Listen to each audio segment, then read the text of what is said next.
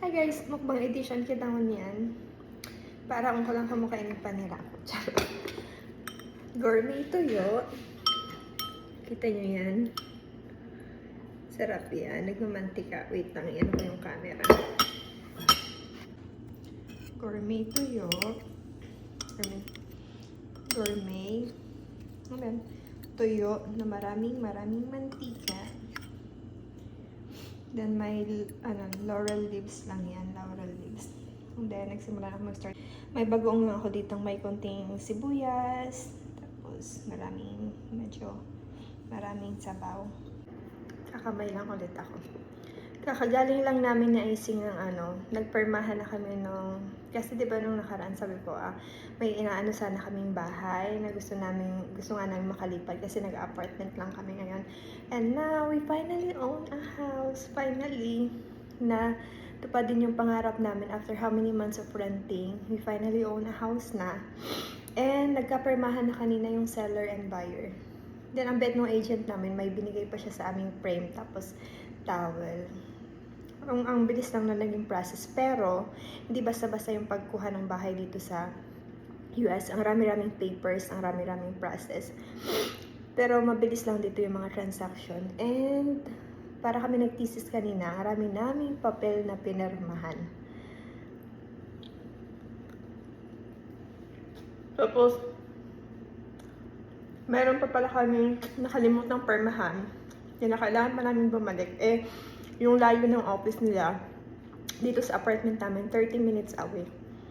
So, bumalik pa kami para magperma. Pero yun, finally, we got a house na hindi na kami magre-rent kasi ang mahal din ng renta namin dito. Nasa 1,300 per month. 1,300 plus, like 1,340. Kung sa Philippines, nasa 81,000 siya per month. So, yes. Ganun kamahal yung renta dito, guys. Mataas din yung cost of living dito. Kahit sabihin pa natin dollar, mataas talaga yung cost of living. Sarap ng ulam ko.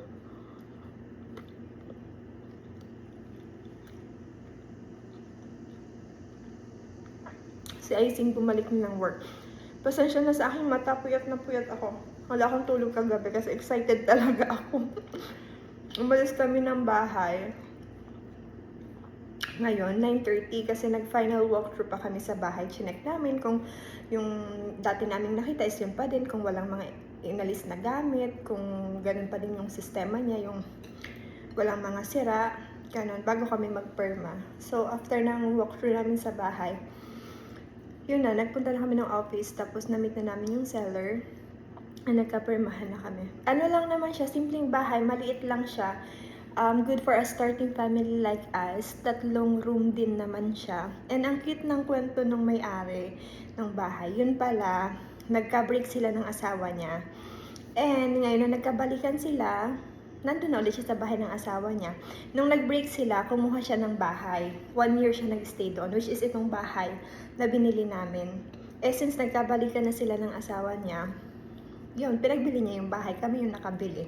And ang cute ng baby. May baby siya, lalaki. Si Cade Tucker. Diba? Ang cute ng name. Cade Tucker. So, yun lang guys. Ang sarap ng tuyo. Kukuha pang kanin. Chika ko ng chika. Tapos may konting bagong. Yummy. Ang sarap.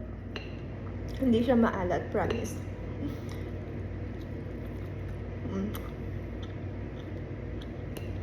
Wala pa akong kanin.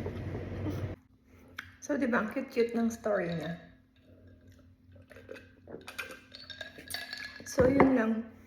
So, sa buhay natin, guys, hindi naman talaga minamadali lang yung lahat. Lahat talaga may proseso. And, kung may pangarap ka, maniwala kang matutupad yun. And, sabayan mo ng prayer and faith talaga sa Kanya. And, syempre, hard work din. Kasi, diba, sabi nga, faith without work is dead. So, yun lang. Motivational tayo ngayon, thoughts. Ito pala yung sinasabi kong binigay ng agent namin. Ang bait. Siya pa yung nagpa-token sa amin. Frame ata ito. Yeah. Malaking frame. Ang isang sa bahay. And may patawad. And dumaan na din kami sa U-Haul kasi dito, kapag nag-move in, nag-aarkila na lang ng malaking truck, pero kanya-kanyang drive. So, si IC yung magdadrive noon. And may pakahon ng ganito. Bumili na kami ng ilang piraso in case may mga abubot kami ilalagay. So, yun lang. Mag-start na ako mag-pack.